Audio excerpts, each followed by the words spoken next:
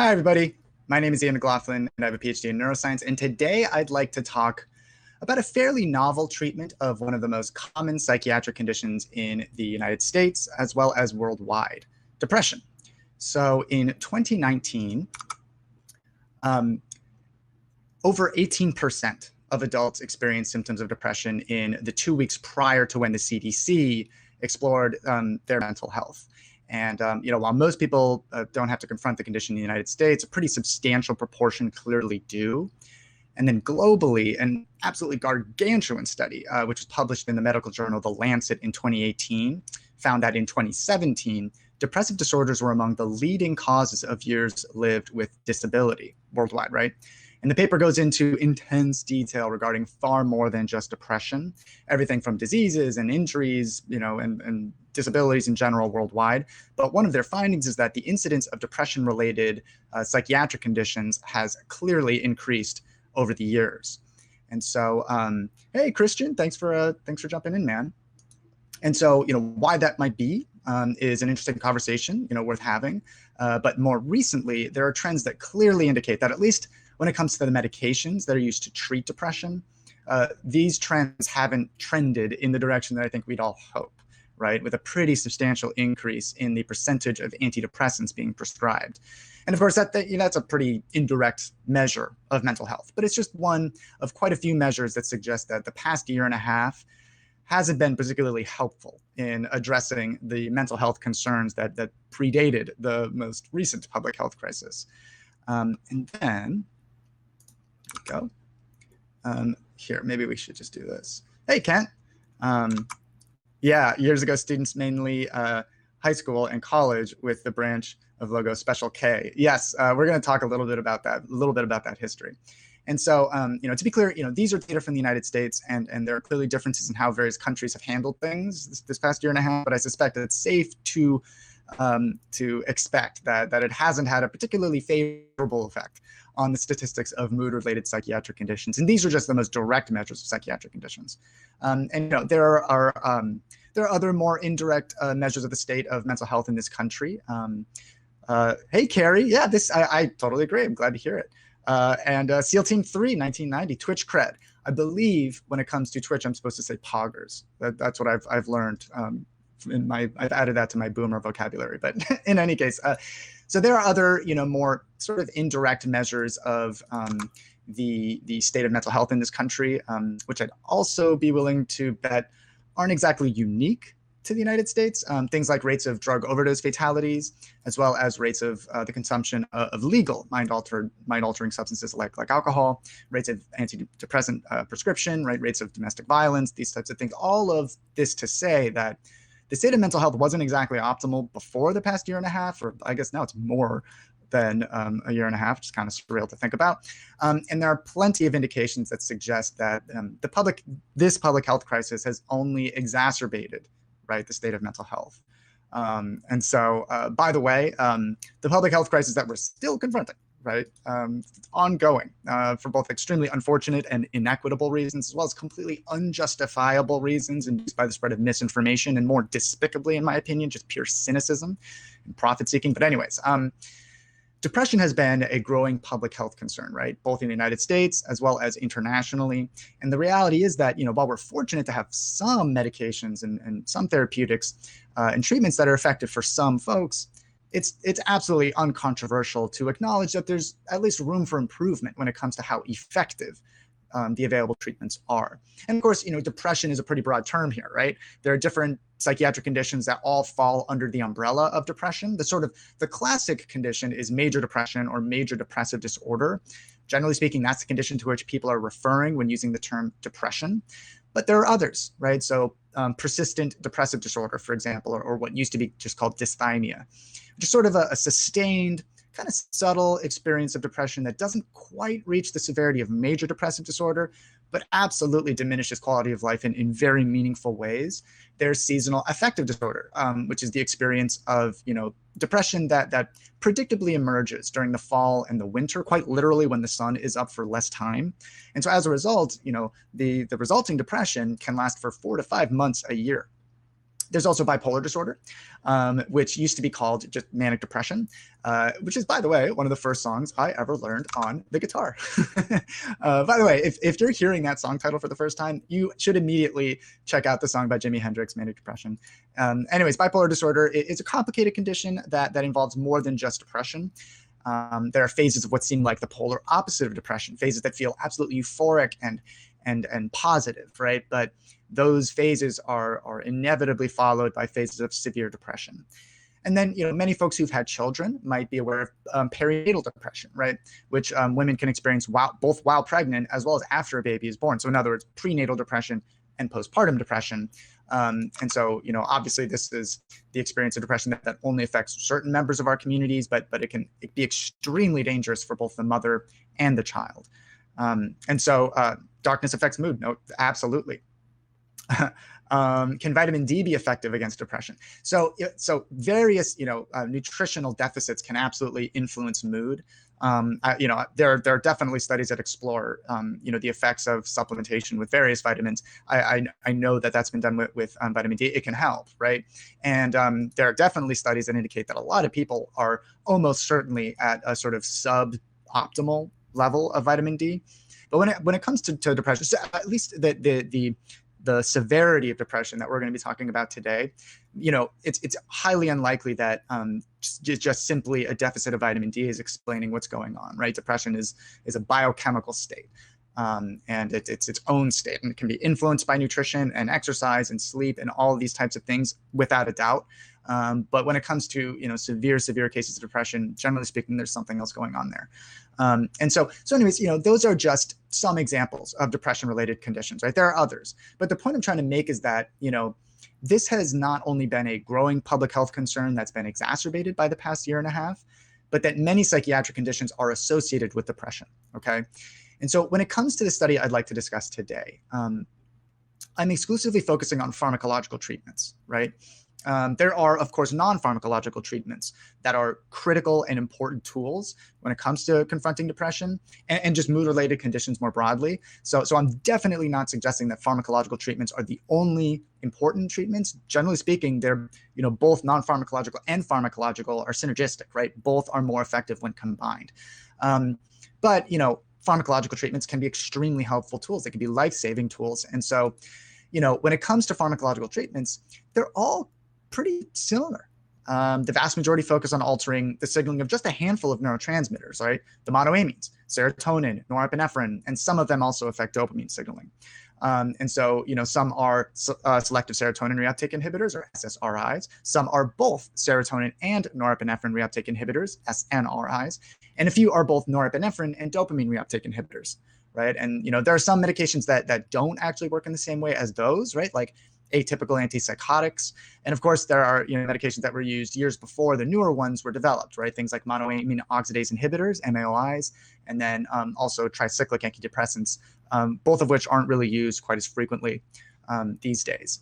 And so, but fundamentally, the vast majority of these medications revolve around modifying the activities of really the same handful of neurotransmitters. And while they are effective for some folks, life-saving for some folks, there are certainly many for whom they're just insufficiently effective. Sertraline is huge. Now, yeah, sertraline is definitely one of the most commonly prescribed antidepressants. Hey, Diane, any comments on access bars for depression? I'm not familiar with access bars. That's interesting. Bo says, I have 2 boys. I love them deeply, but sometimes I want to kill them. I don't think that's unnatural. And I'm sure you're kidding. Chemicals in the brain. Yeah. Mm-hmm. Neurotransmitters. These are neurotransmitters. When I'm saying serotonin, dopamine, norepinephrine, these are molecules that the brain itself produces. Or, in some cases, actually, one of the neurotransmitters that we're going to discuss today is actually derived from your diet. Glutamate, it's an amino acid that you literally just get from your diet. You can't make it. But generally speaking, these are molecules that your brain produces within the brain. So as a result, so there are many folks suffering from depression for whom the sort of standard available treatments just are insufficiently effective. And so as a result, there's been this ongoing effort to identify new ways to confront depression. And one of the fairly surprising stories has been ketamine. And so, okay, how do MAO inhibitors work? And then Max says, and yeah, we can talk about that. Max says, people claim drastic changes after one shroom experience. How is that even possible? That's definitely something I've talked about. And people say the same about ketamine, by the way. And so I've talked about, Max, I've talked about the sort of the viability of the use of psilocybin in particular, right? Which is when you say shrooms, I assume you're not referring to like portobellos. So you're referring to psilocybin containing mushrooms, the psilocybe group of mushrooms, like Psilocybe cubensis. Yeah, I've talked about that in the last couple of weeks. So you can find that in some of my past videos on HAPS, the platform I'm using right now, but also YouTube. And I can provide some links if you're interested. And so Kent is interested in how MAO inhibitors work. Sure. So MAOIs, or MAO inhibitors, are a class of drugs that basically target an enzyme, right? So this is an enzyme called monoamine oxidase. So what monoamine? Let's break down the name. One of the rare examples where the name actually tells you what it does.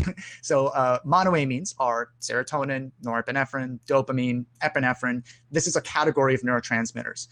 And every neurotransmitter essentially has some constellation of enzymes, which is basically like proteins that do things, proteins that like execute chemical reactions, basically. So for pretty much every neurotransmitter, you have one or a few enzymes that are responsible for, or not responsible, but they act to degrade those neurotransmitters, to reduce those levels, right? So you don't just have this endless buildup of serotonin, which can be extraordinarily dangerous. And it's also one of the reasons that MAOIs can actually be a little bit dangerous. But so what an MAO inhibitor does is it inhibits that enzyme, monoamine oxidase, right? So monoamine oxidase targets, again, serotonin, dopamine, norepinephrine. And if you inhibit that enzyme, that allows those neurotransmitters to reach higher levels than they normally would. And that can have beneficial effects in terms of mood-related conditions.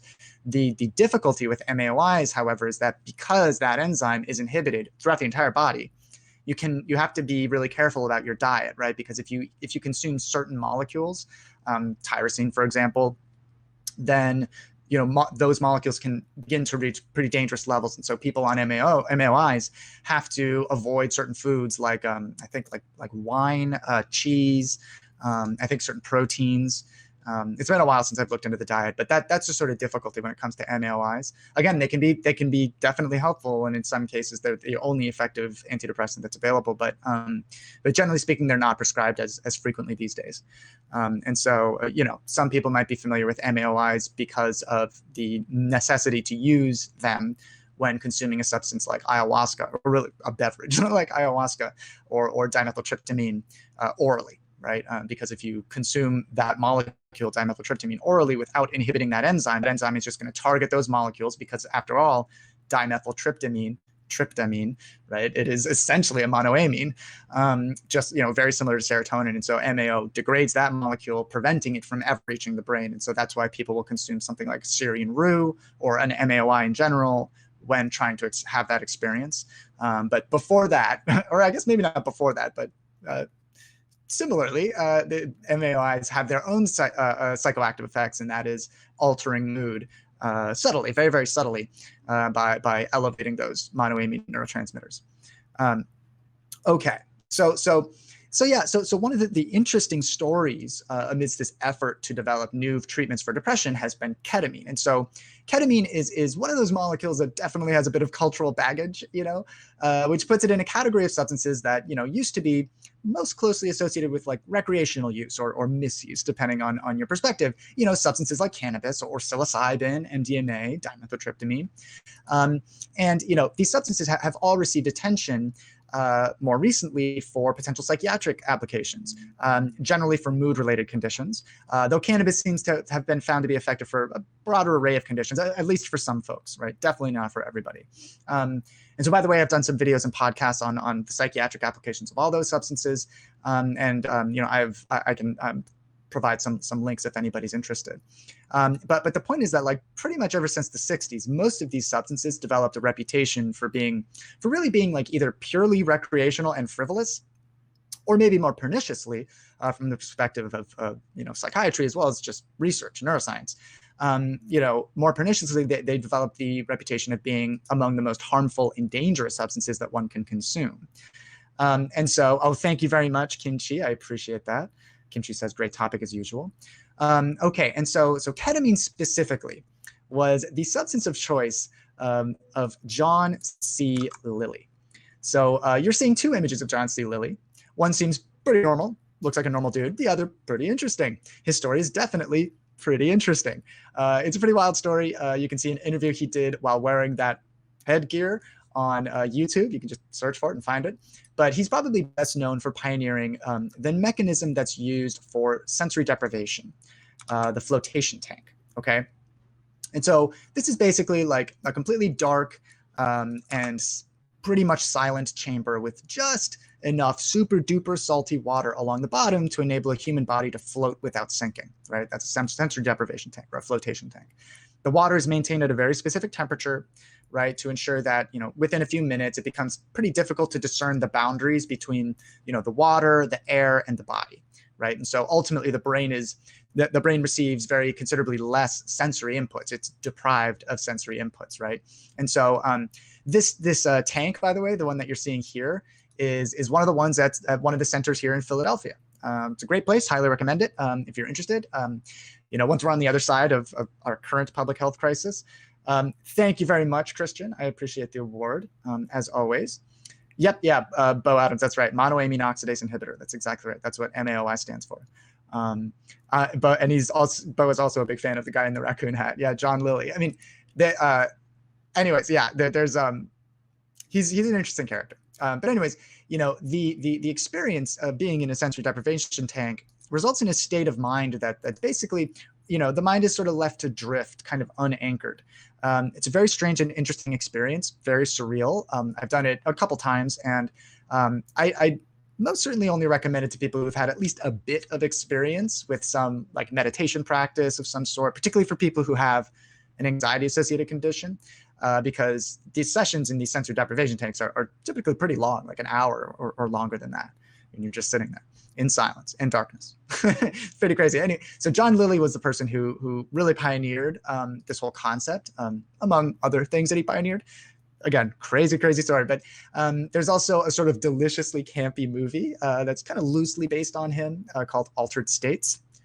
I highly recommend you check it out if you're looking for a fun sort of retro movie. Anyways, John Lilly also got his MD at the University of Pennsylvania, where I went to graduate school. He was there in 1942. Must have been a pretty interesting place all those decades ago. But in that era, you know, when people were sort of like wildly and freely experimenting with these mind-altering substances in like the late 1960s and 1970s, which is when John Lilly was focused on ketamine, while, you know, much of the sort of lore of that era focused on the psychedelic hallucinogens like LSD and psilocybin.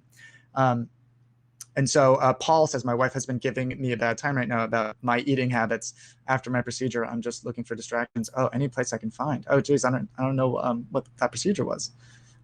Okay, so Diane says, access bars is a therapy that releases and dispatches electromagnetic energy from your brain. Totally unfamiliar with that. Joe Rogan would be happy with this broadcast. Yeah, Jesse, he's definitely a major user of flotation. I think he has his own flotation tank, which is pretty cool. And so, oh, and then Cosmic Rose. Yes, I remember when you went. Fun days of Periscope. Hoped you would return. Yeah, I survived the flotation tank, but definitely glad that I had taken a mindfulness meditation class beforehand, because I might have just lost my mind. It can get kind of intense. But so okay, so ketamine has always been a sort of interesting character in this saga of finding alternative pharmacological strategies to address just psychiatric suffering in general.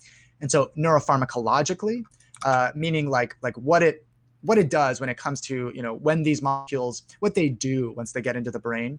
Ketamine is fundamentally unlike any of those other substances from that era, you know, like MDMA, psilocybin, and even the standard antidepressants. They all share a sort of fundamentally similar effect, modifying how the neurotransmitter serotonin is acting, right? So psilocybin modifies serotonin-related or serotonergic signaling differently than MDMA does. And both those substances act differently than the currently sort of standard antidepressants, things like, you know, SSRIs like Prozac or Fluoxetine, Celexa, citalopram, Lexapro, escitalopram, Zoloft, or sertraline, which somebody brought up earlier.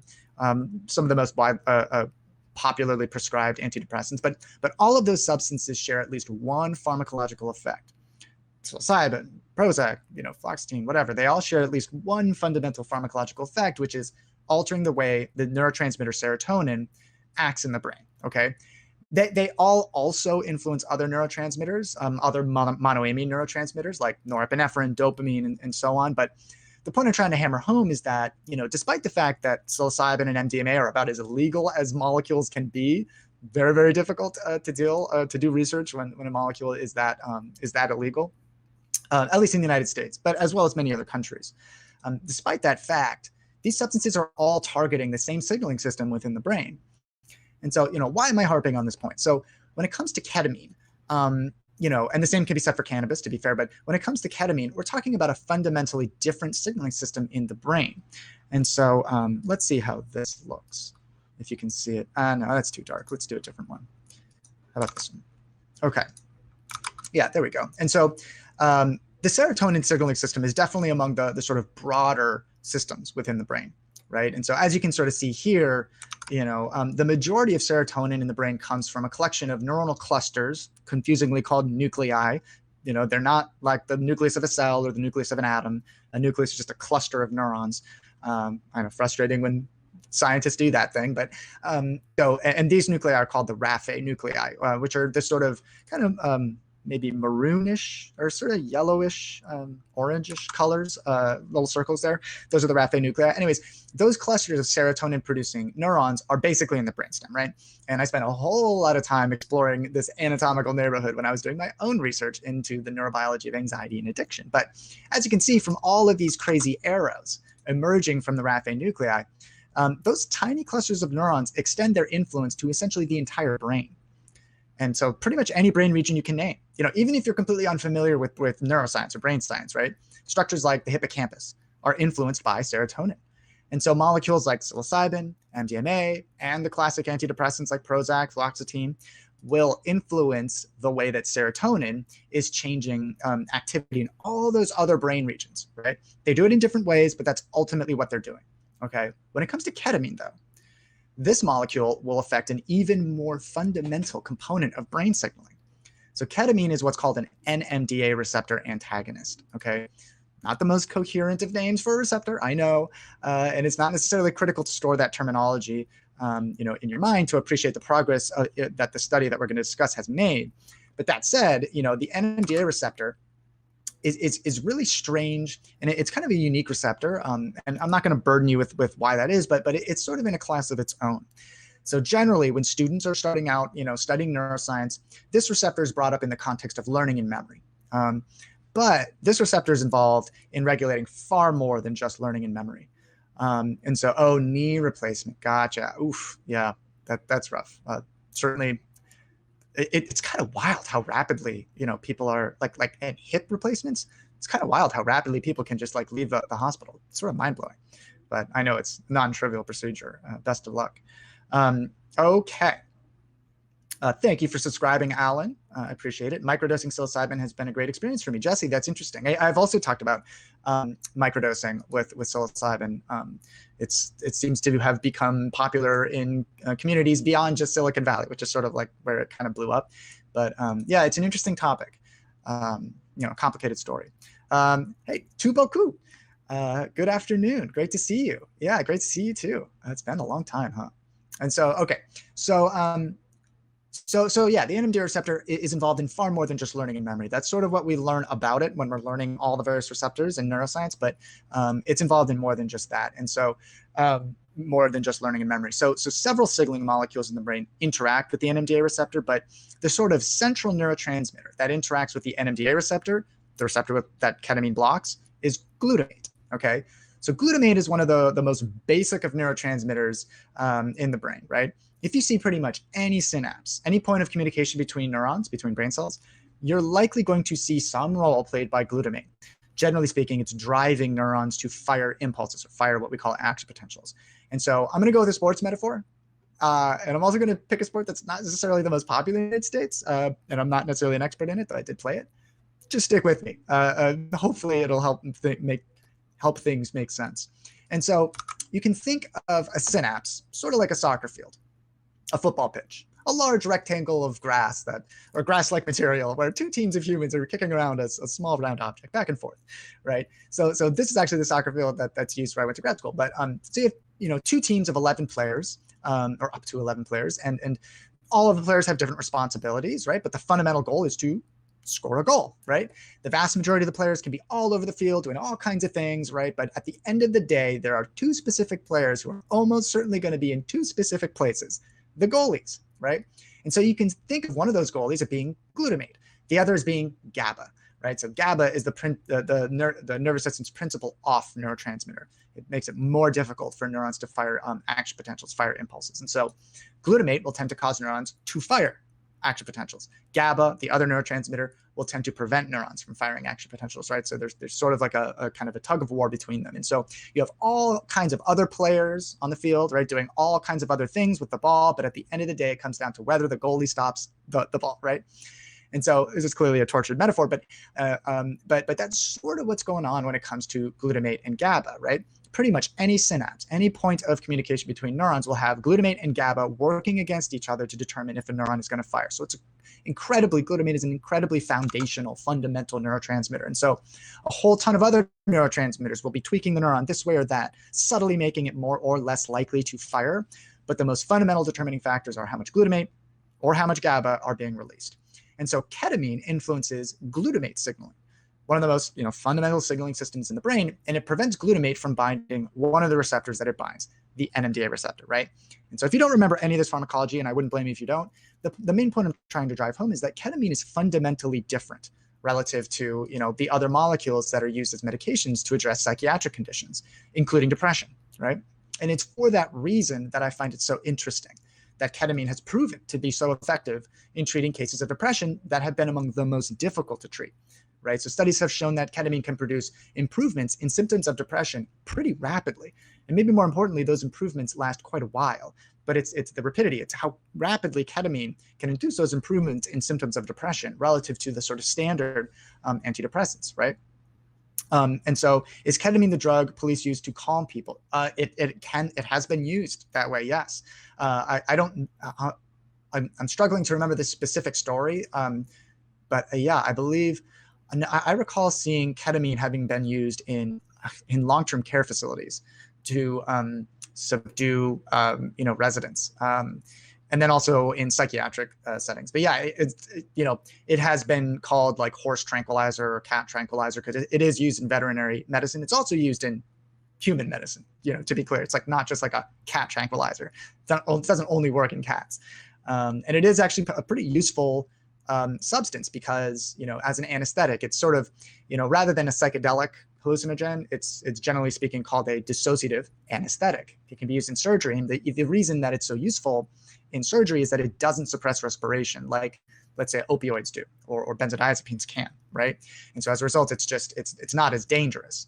It is important to note, however, that ketamine is habit-forming. It is addictive, which is kind of unique amongst hallucinogens, right? Most of them aren't really addictive in the same way as ketamine is by ramping up a bit of dopamine production. But yeah, it is sort of, it's a unique medication that's used in a bunch of applications.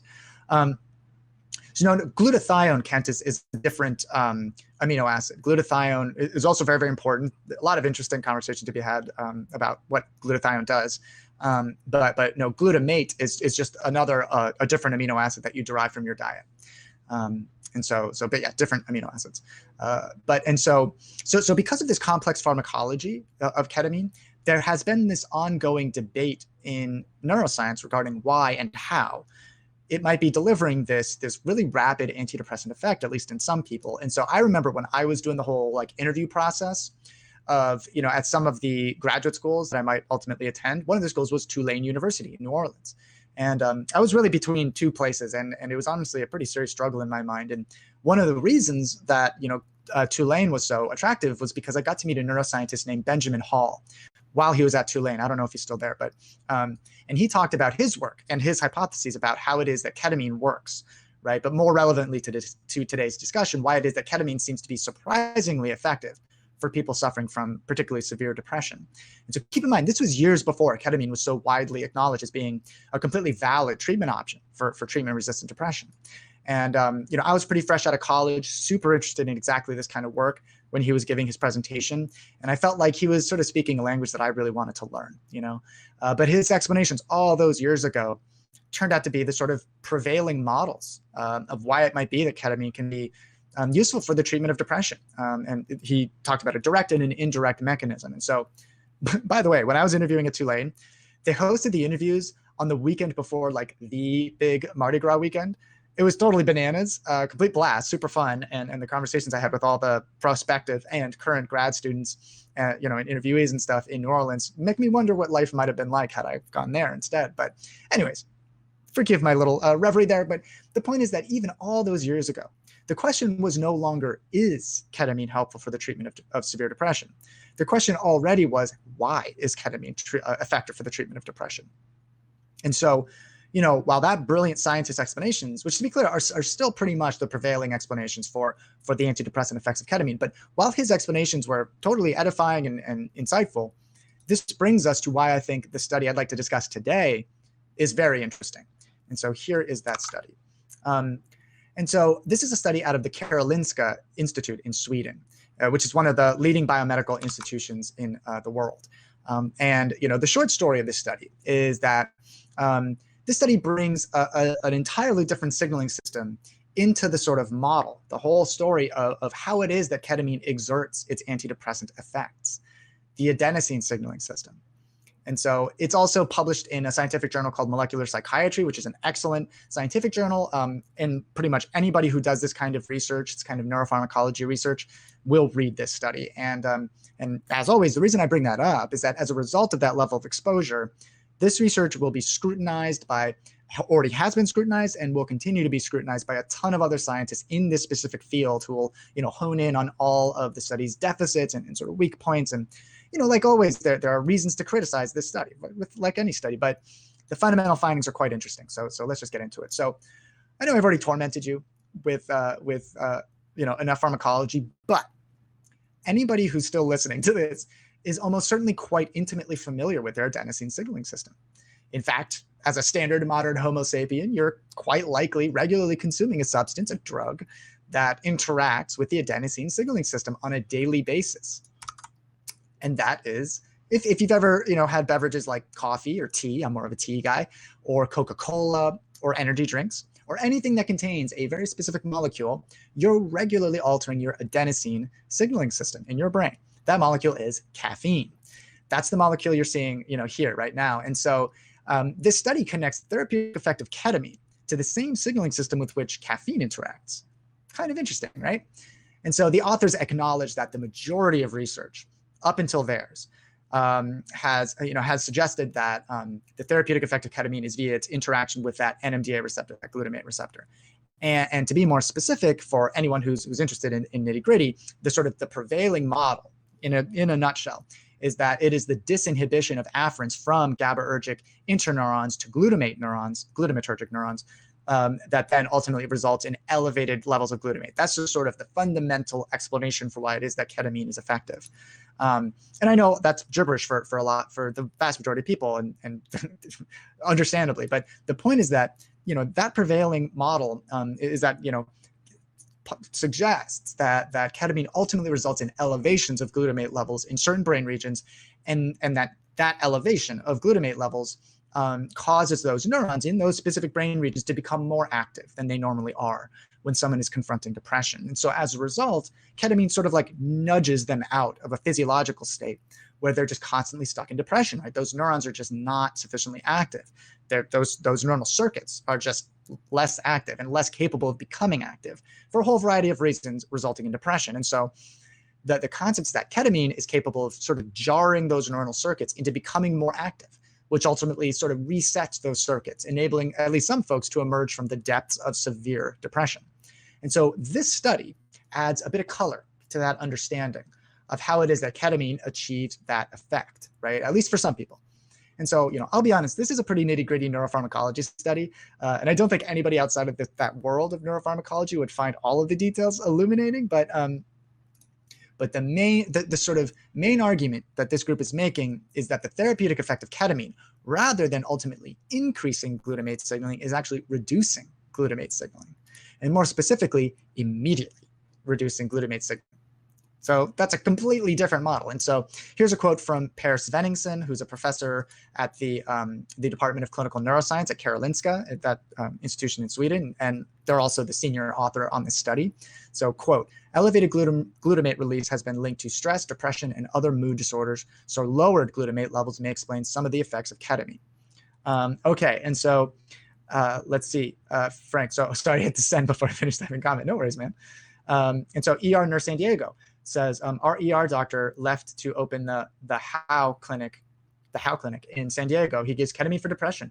Ketamine is a big business now for doctors. That's interesting. That's interesting. I mean, I can't imagine the profit margins are that huge. Although I guess for the procedure, they could be.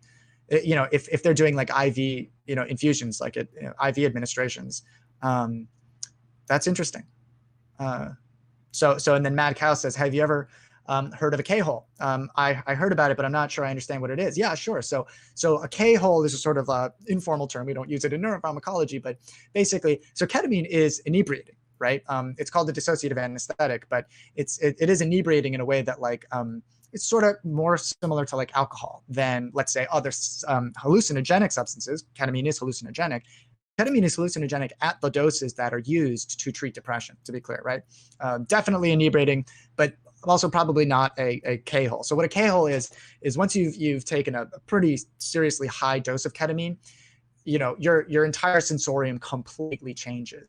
And it's called a K-hole because, you know, you sort of like lose connection with the outside world. And you're sort of unresponsive to the outside world. You're just very severely anesthetized, in other words, right?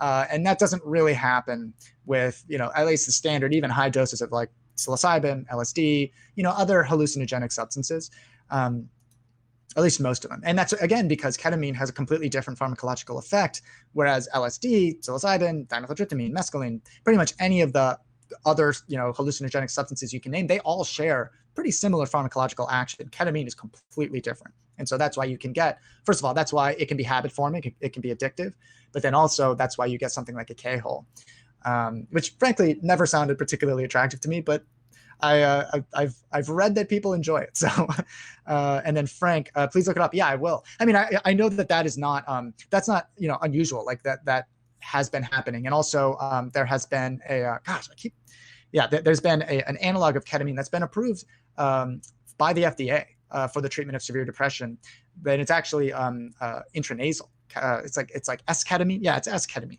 ES ketamine, not S, but it's ES ketamine. They're very, very similar to ketamine. Okay, and so the Howe Clinic, as in Dr. John Howe. Oh, gotcha. Oh, okay. Well, that's a clever name then. And so Veda, good to see you here. I'm so triggered by this because everyone in LA does this now. You know, what's interesting about that is ketamine has been, it's used definitely used recreationally. And it's been very, very popular in the United Kingdom for whatever reason, and more popular in the United Kingdom than in the United States. But it wouldn't surprise me if first of all, that if it becomes more prevalent because it's being used as a medication, that's inevitable, right? The recreational use, that is, they think it's normal. Interesting. Yeah. Take drugs, be happy. But again, you know, cannabis is used recreationally. It's arguably one of maybe the most widely used recreational substance that's also as illegal as a substance can be from the perspective of the federal government, not most state governments at this point. But yeah, so, you know, used recreationally, but it also definitely has some clinical benefits for at least some people. I think a lot of those clinical benefits might be exaggerated in some cases, but in any case, you know, just because something is used recreationally doesn't mean that it might not have some clinical, you know, applications, right? So since I'm addicted to coffee, caffeine, could ketamine be dangerously addictive? Yeah, right. Yeah, so that was something that I probably should have gone into a little bit more clarity. So it's the same signaling system, but it's not interacting with the same signaling system in the same way. So caffeine is indeed an adenosine receptor antagonist, right? As you know, as a methylxanthine, that's a sort of category of molecule that caffeine, you know, the category to which caffeine belongs. So caffeine has a very direct interaction with the adenosine receptor. Ketamine's interaction with the ketamine receptor, or with the adenosine receptor is different, right? It's an indirect mechanism, actually via a different glutamate receptor called the AMP receptor. We'll get into that a little bit, but it's not the same interaction. But ketamine can be very addictive for sure, because unlike, or I should say, the reason that ketamine can be habit forming, can be addictive for at least some people, is that it does elevate dopamine levels. Well, at least this is probably the reason. It does elevate dopamine levels in ways that like LSD, psilocybin, these other substances do not. And so, there is just that pretty much any drug that does that will have a sort of a draw to it. Will have a kind of, for at least some people, right? Will have a kind of an addictive, propensity. And so that doesn't mean that a drug must have that effect on dopamine to be addictive or habit forming, right? But generally speaking, if any substance does that, then there's likely a propensity for addiction. Pretty much any drug you can name that's used recreationally is that way, right? So you can, everything from nicotine, alcohol, opioids like morphine or oxycodone or fentanyl, whatever, pretty much any caffeine elevates dopamine levels. And so does ketamine. But yeah, just because they're interacting with the same signaling system doesn't mean that because and that puts you in a category of like most people, right? Or at least a huge contingent of the human population alive today consumes caffeine, right? That wouldn't be a major concern, at least from my perspective. Okay, but they snort it, yeah. Well, and so as I was saying, Veda, so they literally don't do it for the high or the K-hole. They're doing it to treat their own depression. Oh, interesting. Huh. And then Veda earlier said, I'm not triggered by the people who go and do it monitored, but they recreationally use it to self-medicate their own depression because they've all caught wind of the ketamine clinics. Very interesting. Yeah, I mean, that's never a prudent choice, right? To self-medicate in any situation. Physicians don't, well, they're not supposed to self-medicate. A physician that has total prescribing capabilities, privileges, they don't prescribe medications to themselves. They always go to a physician, right? So, particularly for somebody who has no clinical training, that's just a risky move always. And then, ER nurse San Diego says, Dr. Howe uses ketamine infusions for PTSD, depression, and anxiety. Yeah, that doesn't surprise me. Yeah, I mean, I'm totally unfamiliar with this particular physician. And I would not be surprised if there's a little bit of, people sort of flying by the seat of their pants kind of situation. Because it's not like this is a firmly, established kind of protocol necessarily. I mean, there are protocols that have been established in clinical trials. And the FDA has approved a ketamine analog, S-ketamine, for intranasal administration, Veda. So, I mean, it's not surprising that people would do that, but I agree with you that it is risky, particularly if they're treating depression, right? Depression is a life-threatening condition. It's one of the most dangerous conditions you can get, which I know may sound kind of surprising to folks who've never been exposed to it, or certainly never experienced it themselves, but it can be life-threatening. And so, it's not the kind of thing where, you want to medicate yourself. And I know and this is not a problem with the medical system in this country, but I know not everybody has access to medical care, right? Or insurance. But, it's worth, if somebody thinks that they have depression, it's always worth getting, clinical attention no matter what. Okay. So let's get back to the study. So, and we'll get a little bit more clarity on the whole adenosine component. So given the results of the study, right, that actually, instead of the main therapeutic effect of ketamine being elevating glutamate levels in certain brain regions, actually, this study would suggest that it's lowering glutamate levels that's causing the therapeutic effect. Given those results, I don't blame anybody for making the broad statement that Dr. Svenningsson said, where he I don't know if I don't know who Per Svenningsson is, but they said elevated glutamate release has been linked to stress, depression, and other mood disorders. So lowered glutamate levels may explain some of the effects of ketamine. So that's a very broad statement, right? I'll be honest, this is a very broad statement. And so, that's true when it comes to linking levels of pretty much any neurotransmitter with something like depression. It's never that simple, right? So when it comes to levels of serotonin, for example, we used to have the serotonin hypothesis of depression. Depression used to be conceived of as being a byproduct of insufficient levels of serotonin. And we now know, of course, that it's just not that simple, right? And then similarly, we used to have the norepinephrine hypothesis of depression. And there was a big raging debate between the serotonin people and the norepinephrine people. But we now know that, it's just not that simple as either of those two things. And it's kind of an interesting backstory as to why we came to the serotonin hypothesis of depression and the norepinephrine hypothesis. It's basically because it was sort of working backwards, right? It was like, we noticed with the field that certain molecules were helpful in treating people who suffered from depression. And so, that must explain depression then, right? What are these molecules doing in the brain? Whatever they're doing must be the opposite must be the cause of depression. And actually the history of the development of fluoxetine, Prozac, very interesting. It was actually developed based off of observations of an antihistamine that was known to influence serotonin levels, diphenhydramine, over-the-counter medication. And there's this whole effort to sort of do some medicinal chemistry and target that serotonin effect. And so Prozac was born. It's very interesting. But anyways, we sort of graduated a little bit from that era of neuroscience where we were sort of like working backwards from like throwing spaghetti at a wall, throwing a bunch of drugs at a brain and seeing what they did. That's how we learned about the opioid signaling system, right? That's why they're called the opioid receptors, based off of the opium poppy, right? Anyways. But the point I'm making here is that, high levels of glutamate being associated with depression is just, it honestly hits me as being insufficiently specific, okay? But that's okay, not a big deal. What the group found was that when ketamine was exposed to neurons in specific parts of the brain, it did indeed reduce levels of glutamate release. They also found that a different receptor than the neurotransmitter, or a different receptor that the neurotransmitter glutamate binds, is also likely involved in the therapeutic effect of ketamine, not just the NMDA receptor.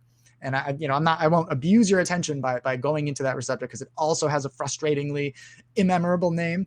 But importantly, the group isn't the only team of scientists to suggest that there's more to the story of why it is that ketamine is effective than the NMDA receptor, right? They're not the only group.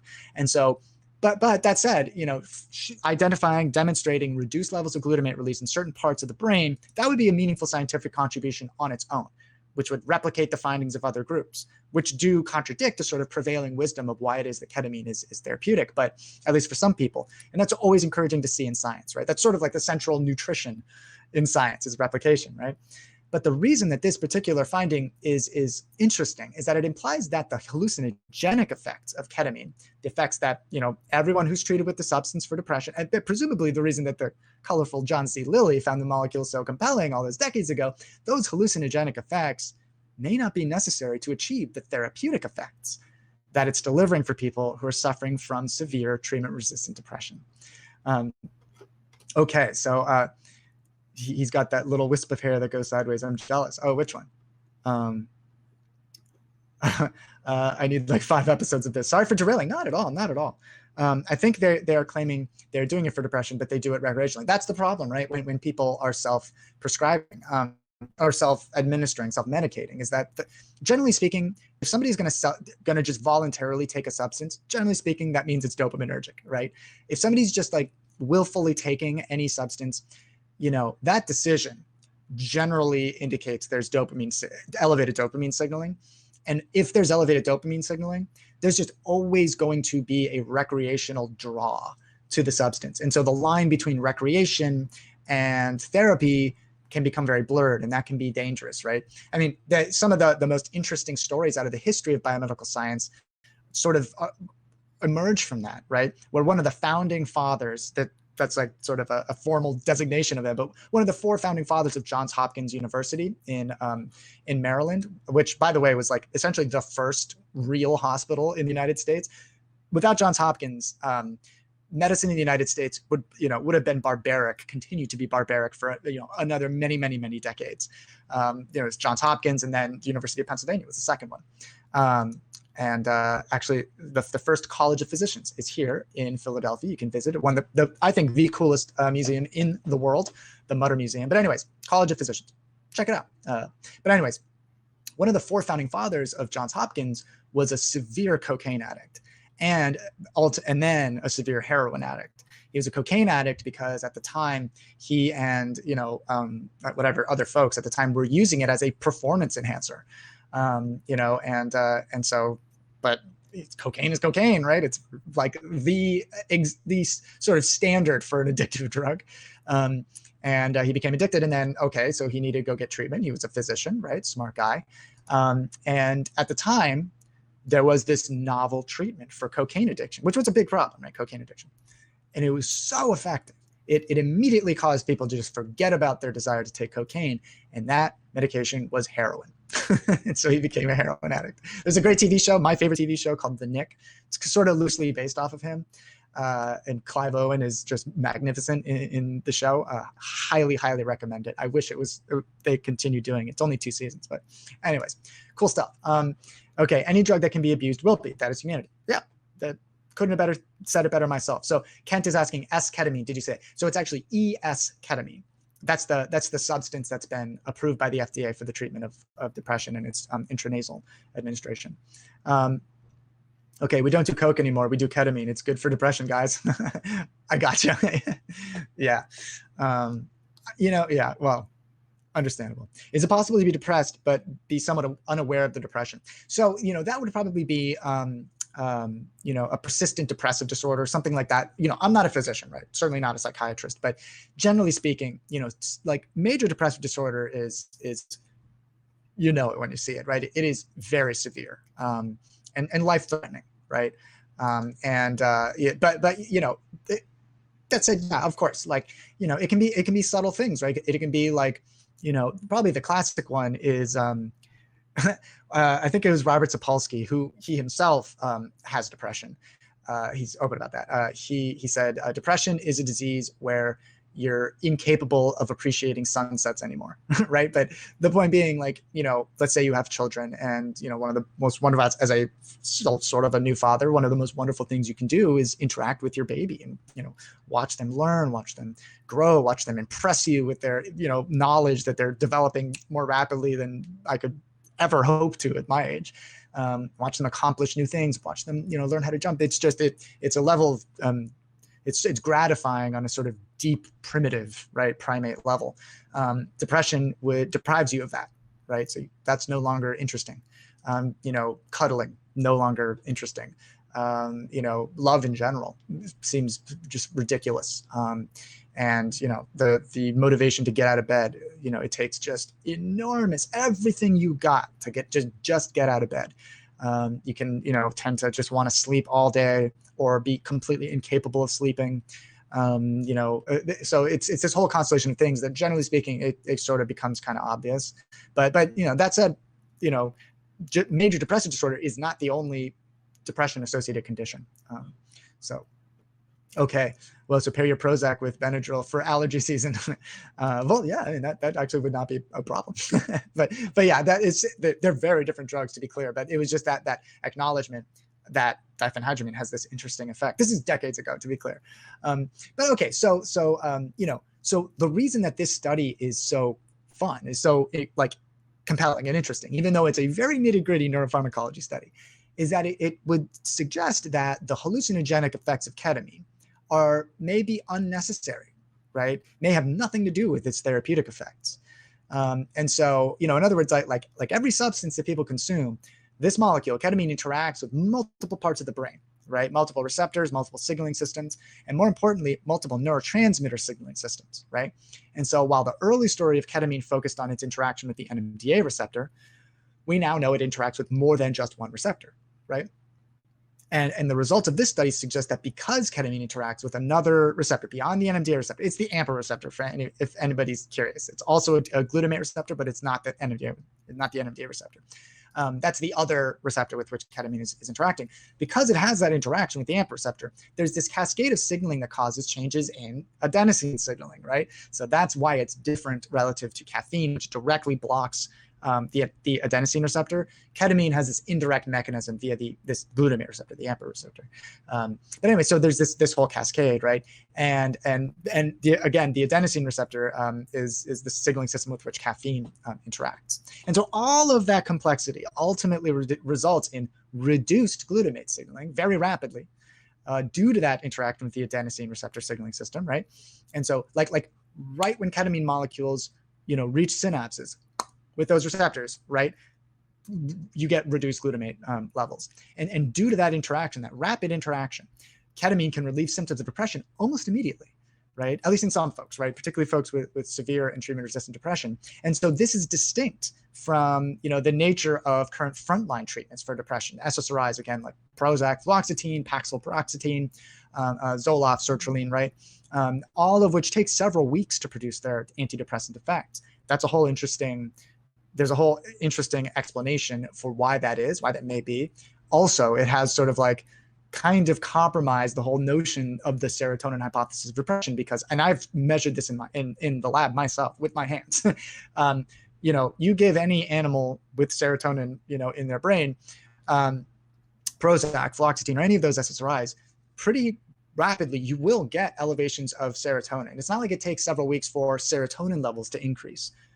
Pretty much right away, you will get not super high levels of serotonin like MDMA, for example, but sustained and elevated serotonin. But we know that the antidepressant effects don't take hold for a couple of weeks. So it has to be more complicated than that. But ketamine is delivering these effects almost immediately, and they're sustained, right? So interesting. That's a very important and interesting difference. And so, okay, so this group did, more than I'm highlighting now, as always, right? But why is this cool, right? Well, it implies that there's this whole new category of potential medications to treat depression, right? And I'm speculating here, but likely other mood-related psychiatric conditions in addition to depression. This whole other category of medications that are just waiting to be developed, right? I mean, and so, to be more explicit, right?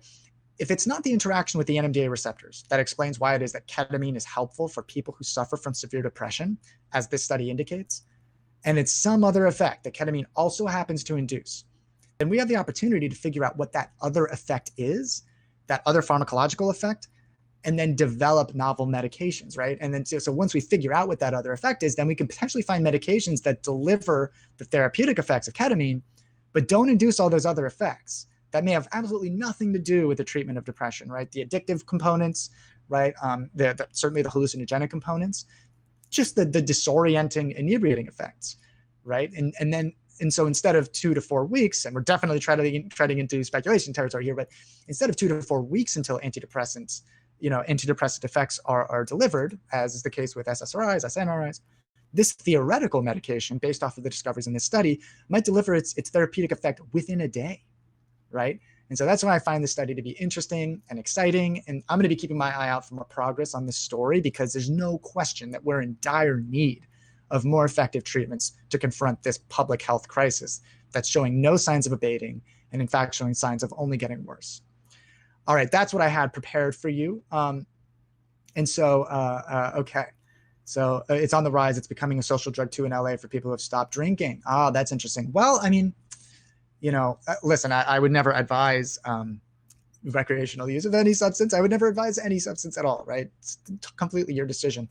But all things being equal, if people are taking it in healthy situations, which is obviously not a given that almost certainly this ketamine is being derived from illicit sources, but ketamine is less toxic than alcohol. Alcohol is a pretty toxic drug. It's kind of remarkable that it's like essentially the only recreationally legal drug from the perspective of the federal government. It's like nicotine, alcohol, and caffeine. That's what you got.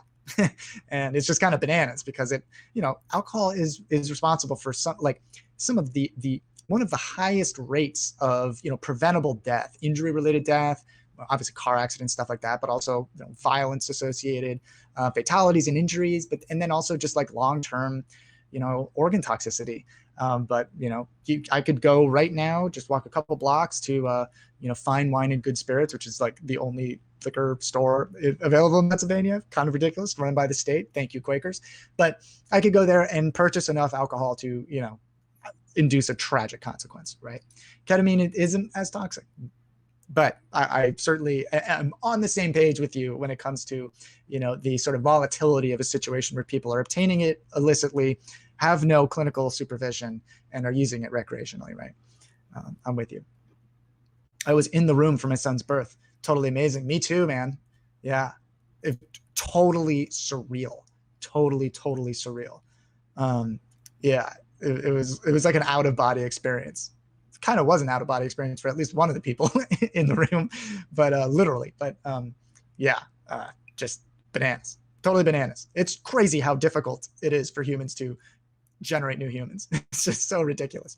I was in the room for the birth too. 3 pushes. Whoa, that's awesome. That's very efficient. Wasn't that easy for my wife, but she nailed it. Okay, so I don't get where drug dealers are getting ketamine. Are they stealing it from animal hospitals? Well, like maybe in part, certainly that sometimes does happen. Ketamine is not that difficult to obtain. I mean, it's difficult for just, you can't just like order it. Well, you probably can just order it online through gray market sources, right? Like I wouldn't be surprised if it's that simple for some people, but it's used in research all the time. Like I know, like I use it in my research, not on myself, but yeah, I mean, it is used as an anesthetic for pretty much any kind of like significant surgery that's performed on an animal. And so there's a lot of ketamine that's just floating around for veterinary applications, as you're suggesting, but also just in general. It's not a Schedule 1 substance, right? So it's not like super impossible. The DEA doesn't have to come in to the lab literally with guns to inspect how much cocaine has been used, which literally happened in our lab. The drug safe was right behind my bench, which crazy laws. Like you have to have, basically any Schedule 1 substance has to be behind 3 locks and in a locked room. And so you have like a safe that's within a safe that's bolted to a table that's within a room that gets locked. So ketamine doesn't have to be stored that way. It doesn't have to be 3 locks. I think it has to be 2. So it has to be in the safe. But anyways, the point I'm making is that it is much easier to obtain than, let's say, cocaine or it can't be the human kind though, can it? Well, so yeah, right. What you're saying, yeah, there is ketamine that is produced with the intention for it to be administered to humans, and then there are different standards for animals. But generally speaking, my suspicion, and I'm speculating here, my suspicion is that the ketamine that's used for in animal procedures probably not that different in terms of purity. I mean, there would be no difference in terms of what other molecules are in the ketamine. It'll be some kind of liquid. If it's used for veterinary or medical purposes in general, it'd be usually like a liquid, that's just has ketamine in salt water, probably in like saline. And so, in terms of recreational use, generally speaking, people are using it in its crystalline form. So they're probably taking that stuff and then, evaporating off the liquid, just leaving the crystallized ketamine itself. Okay, so Ian is going to be fantastic for the Hurricane Ida relief. Oh yeah, dude, I'm super on board. Yeah, I don't think you can see it from here, but I live right next to one of the big highways in Philadelphia, 676. It was totally underwater. I mean, it was like, so there's a bridge that goes over 676, and that bridge, to be clear, semi trucks can drive through, right? It's very high, like, as high as bridges get when they're not like over water and stuff. And like the water was right up to the top. People were jumping off the bridge into the highway because it was full of water. By the way, this is what I'm probably going to focus on when we do the Hurricane Ida relief thing. That's a very, very bad idea. I have a video that I posted on my HAPS profile. Oh, also on Twitter. I have a bunch of pictures. The garage that we use for our cars here, the entire first floor was flooded to the top. There were cars that were 100% submerged underwater. There were SUVs where you could barely see the sort of like railings along the top. It was that much water. Totally bananas. And tragic. There's also, people, we live in a denser city. There are basement apartments, and there are tragic stories. I don't know if it happened here in Philly, but, tragic stories in New Jersey and New York where people were stuck in their basement apartment, during this flooding. I mean, could you imagine a more nightmarish situation? It's tragic. It's really bad. Anyways, back to curing depression. Does it close receptors or open them? Ketamine, it blocks. Well, so when it comes to the NMDA receptor, it's an NMDA receptor antagonist. So it essentially blocks that receptor from being bound. So yeah. And so does medically administered ketamine release dopamine? Yep, absolutely. Yep. I'm a big fan of substances. I don't drink, but I was introduced to ketamine because I stopped, but I didn't do it. Oh, gotcha. Yeah, I mean, I think there is like some interesting avenues to be explored regarding, the potential application of ketamine for the treatment of, severe addiction. We don't really have very effective treatments for most addiction. And we're in dire need of better treatments for addiction. Just the number of people, I wouldn't be surprised if in the next 12-month chunk, so the way the CDC, Centers for Disease Control, collect data regarding like how many people are lost every year to a drug overdose is they do it in like 12-month increments. So like every month is a new 12-month increment. Does that make sense? So you go from like, let's say right now we're in September, so September 2020 to September 2021, they collect those data. And then we go to October 2020, right? And so it's just, you're moving, it's just that annual frame. I won't be surprised if in the next month or two, we're going to surpass 100,000 people who are lost to drug overdose fatalities, which, to be clear, that is very, very significantly higher than has ever happened in the history of this country, even at the peak of the crack epidemic, even, no matter what, source of loss of life you can name. And every month it's just getting higher and higher, that number. And part of that is, there's a bunch of explanations for that. Opioids are driving most of that, right? And fentanyl is driving the lion's share, but we just need better treatments. And so, listen, I'm all for medication-assisted therapy for opioid addiction. But novel treatments, right? Like there's some interesting data suggesting that naloxone might be, or not naloxone, Suboxone, I believe, might be effective for the treatment of alcohol addiction, which would be fabulous. And even though it's an opioid, right? Or it's a combination of opioids. Who knows? Ketamine might be able to help some folks who are suffering from, severe addiction. Addiction is also a very life-threatening condition. So Frank says, as an addictive substance, do people develop tolerances quickly and then the therapeutic benefits get harder to keep? Right. And is the withdrawal severe with the resurgence of depression? Frank, those are awesome topics. I was negligent in not talking about that. So first of all, the way ketamine is administered for the treatment of depression isn't the same as the way that like Prozac or Fluoxetine, sertraline, and so on are administered, right? You take those antidepressants, SSRIs, SNRIs, a pill a day, basically, right? Different milligrams, different doses, but basically you're taking it daily. Ketamine is administered very periodically, like, every couple weeks or so, maybe more, maybe every couple months. A person will go into a clinic, anesthesiologist will infuse, ketamine intravenously, and they'll be there for the duration of the effects, and then they go home. And they're not taking ketamine regularly. And so it's not like a daily administration, which Veda, I suspect, maybe be different from the way that the folks with whom we're referencing are taking it, maybe much more regularly than that. But so as a result, because it's so periodic, you don't really develop a tolerance in the same way, right? But also, when it comes to a lot of the effects of ketamine, you don't really develop tolerances in the same way in general, right? Like it's kind of an interesting substance. But anyways, and then in terms of withdrawal, so there's really no withdrawal syndrome, right? Because it's not in the brain for long enough for neuroplastic adaptations to occur that underlie all withdrawal syndromes, right? You can withdraw from caffeine, certainly from alcohol can be life-threatening, from nicotine. The reason that withdrawal syndrome occurs is because the brain has changed in response to the chronic presence of that molecule. And then once the molecule is gone, you can think of the brain being like, hey, what just happened, right? This molecule is always there. This note is always being played, and now it's silent. And so the brain has to readjust once again to the new normal of the absence of that molecule, and that manifests as withdrawal. So, okay. So Utah has state-run liquor stores too. Oh, is that right? I suppose that doesn't surprise me due to the dense Mormon population in Utah. But yeah, I mean, yeah, it's just kind of weird. Like among like East Coast, cities, like Philadelphia has just like, compared to like cities in New Jersey and New York City and whatever, the other sort of nearby cities. It's just kind of strange that like you can only get liquor from the list of liquors that somebody at the state has decided to purchase, right? It's just kind of bananas. They recently relaxed some of those laws in Philadelphia, allowing like, places to sell beer and stuff like that. Anyways, that's a complete tangent, but yeah. Oh wait, what just happened? Sorry. You're going to be the first speaker. Oh, that's awesome. I'm super down. Looking forward to it.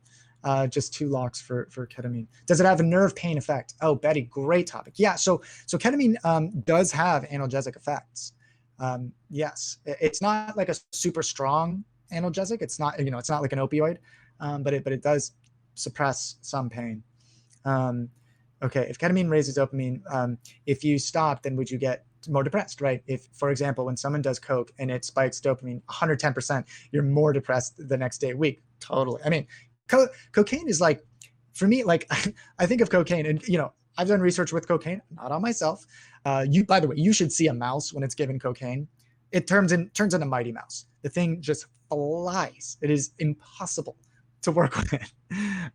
This was a side experiment that I was doing to find out which specific neurons within a certain brain region called the nucleus accumbens are activated by cocaine action. But anyways, yeah. So I mean, cocaine is essentially like an engine that produces bipolar disorder. It's just brutal. I can't imagine it being pleasant. But anyways, yeah. So, but when it comes to ketamine, no, it doesn't have that same effect, because cocaine very directly elevates dopamine. Cocaine, amphetamine, methamphetamine, that's why they all have that crash, right? That is, very well known among the folks who consume the substances, that after you've taken the substance, you're going to crash. You're going to feel very depressed.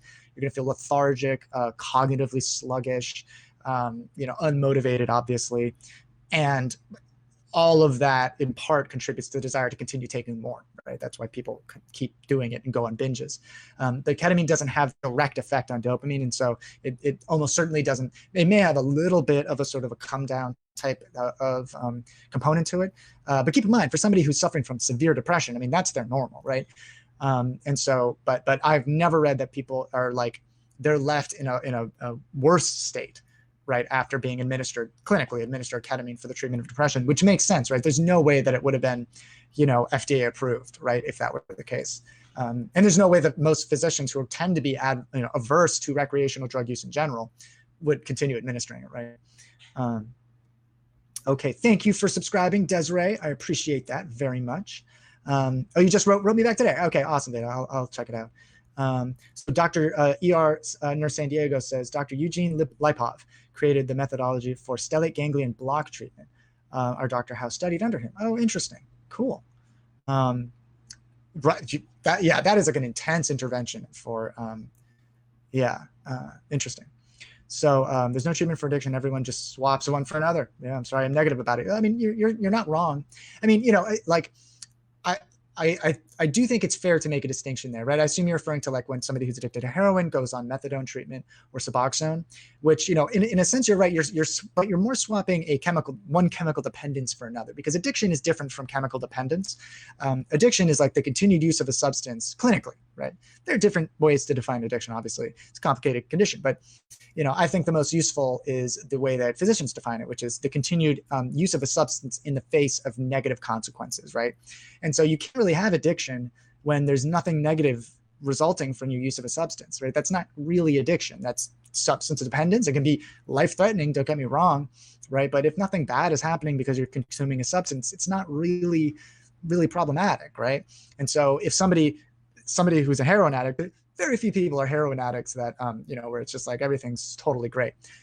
It can be, right? Like that, there are examples of people who with completely non-problematic use of these very, very powerful drugs. But generally speaking, heroin addiction is dangerous, and it results in negative consequences, negative financial, interrelational, these types of consequences. When somebody's going on methadone or on Suboxone, first of all, they're reducing the likelihood that they'll have some kind of overdose event, right? Story's a little complicated there, but generally speaking, reducing that, they'll get a batch of heroin that has some fentanyl in it, which happens constantly here in Philadelphia, one of the capitals of heroin addiction in the country, in the world, I guess. Kensington, if you ever want to visit, a surreal area that's just being absolutely devastated by heroin addiction.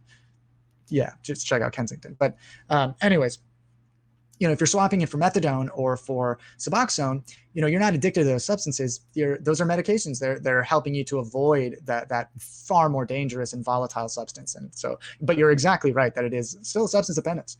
But I mean, the same could be said for people who use Nicorette gum or who use nicotine patches, right? You're still getting nicotine.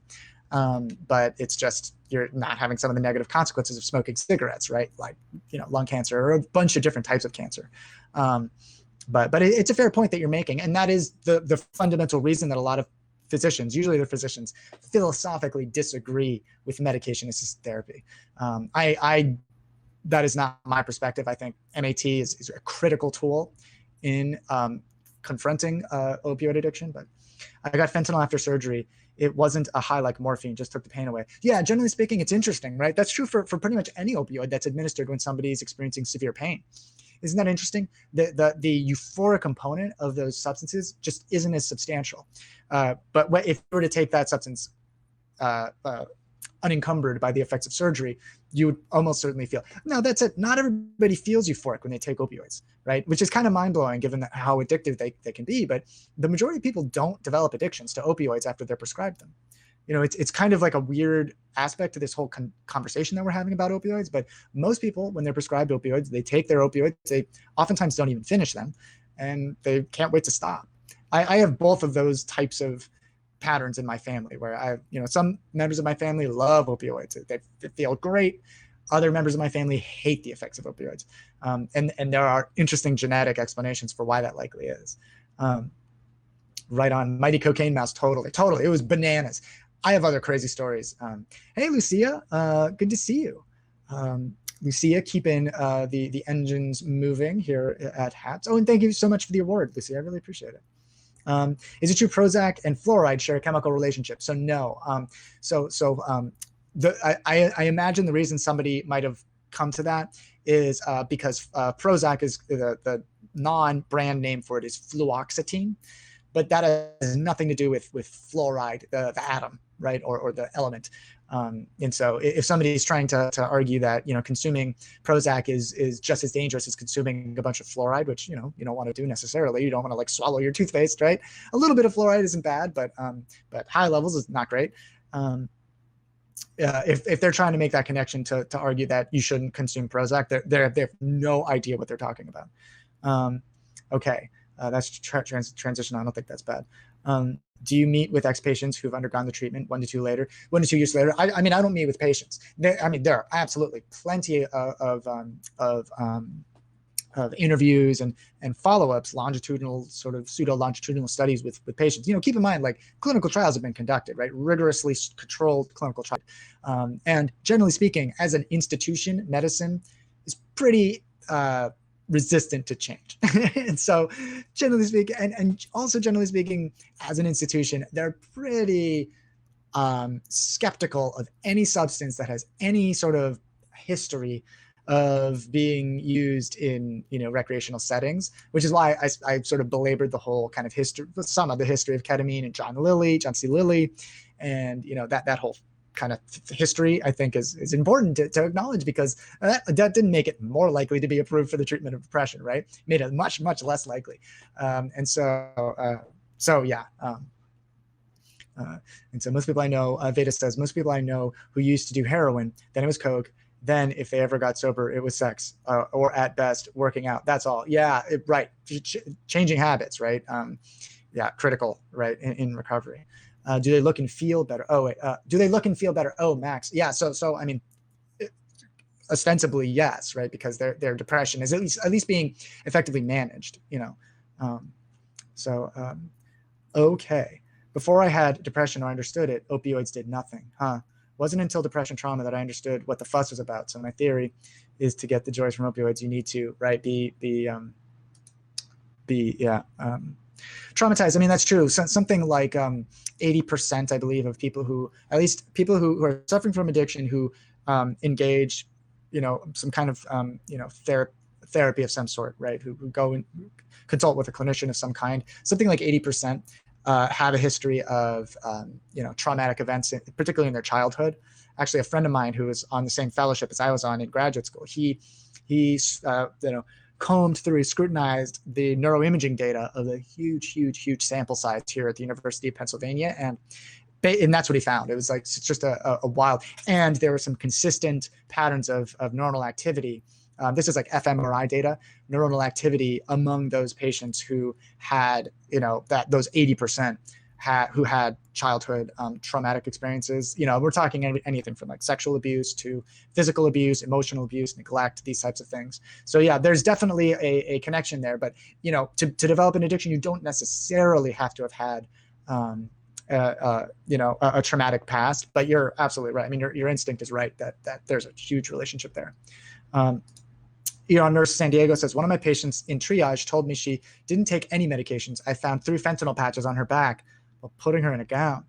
That's why RNs should put patients in gowns so they can find stuff like that. Woof, 3 patches, full body check. She pooped her pants. And I said, what are these patches? Even though I knew. Wow. Felt nothing when I took opioids for the first 2 times. Didn't even finish them. And I was like, what the WTF, boring. Cosmic Rose, you also have a DM on Twitch. Oh, okay. I will check that. Sorry about that. Watchmaker on YouTube says, addiction has to have a negative consequence, right? But if you're a chemical dependent, isn't that a negative thing? You kind of always need that substance to be well. Well, I mean, you can make that argument. I don't think that there's anything, objectively wrong with regularly taking a substance. Frankly, I don't think there's anything objectively wrong with anybody taking any substance they want. That's a sort of maybe a bit of a radical perspective, but so long as they're not injuring somebody else or endangering other people, that's where you draw the line, right? That's now that's a problem. But I think people should be free to alter their state of consciousness in whatever way they see fit, so long as they don't injure or hurt other people. But you can make that argument, right? Like I that would be the argument that is one of the reasons that I don't do heroin, right? Is that I don't want to have to depend on taking a substance regularly to feel okay. But that's a personal decision from my perspective. A negative consequence would be you can no longer pay the bills, right? You can no longer sustain an independent life, and you can imperil your own survival, right? And you imperil the well-being of the people around you, right? That is a different state of affairs, in my opinion. But that is a debate within biomedical science. Don't get me wrong. It's not like that's the standard perspective. You look into access bars. Yeah, I'll check it out. Hey, Asha, this is a very diverse topic. Thank you for the discussion. Yeah, this feels almost like Periscope again. This is great. I feels good to explore those contortions. I love it. But I should probably call it a day. So thank you, everybody, so much for joining. And if you dig this kind of discussion, maybe you'll consider liking and subscribing and doing all those things and wherever you're watching. Share your personal experiences. Bring it if there's any topics that you would love to discuss more deeply. Please let me know. I'll look into access bars. Otherwise, have a great rest of your weekend. Have a great Labor Day if you get to celebrate it. Stay safe, and I will see you next week.